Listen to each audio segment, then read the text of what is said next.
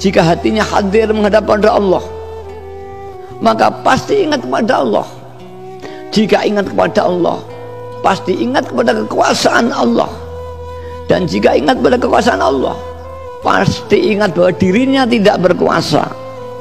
Timbul satu efek merasa tidak punya kemampuan, merasa tidak punya kekuatan, merasa tidak kaya, tidak pandai, tidak miskin. Itu yang diakibat orang bisa melihat Allah. Tentunya melihat yang dimaksud tidak melihat bi'ainul uzun atau ainul ru'si, tidak dengan mata kepala, tapi mata hati. Para hadirat yang kami hormati, dalam kajian tasawuf, jika hatinya orang itu sudah hadir di hadapan Allah, karena nur ilahiyahnya Allah, nur ilahiyahnya Allah itu memancar di seluruh alam dan makhluk, termasuk hati-hati kita.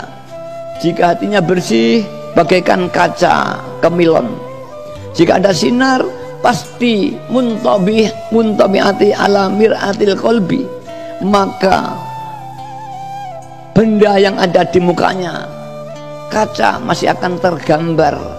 Begitulah jika hati itu mampu melihat Allah, menghadapkan pada Allah, hati yang bersih, maka Allah akan tergambar di hati orang itu, hingga dia melihat Allah, melihat kekuasaan Allah, dan melihat dirinya tidak punya kemampuan, hingga pasti merasa billah. Ini sebagaimana sering saya gambarkan, seorang yang telah meminum minuman yang manis, pasti lidahnya akan terasa manis, dan hatinya akan mengakui manisnya gula ini.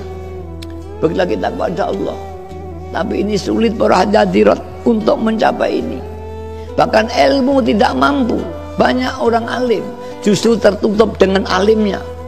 Makin merasa alim, makin pandai, orang itu makin tertutup kepada Allah, jika dia tidak dapat hidayah Allah. Tapi apabila dia mendapat hidayah Allah, dia makin alim, dia makin merunduk, makin merasa bodoh. Sungguhnya Allah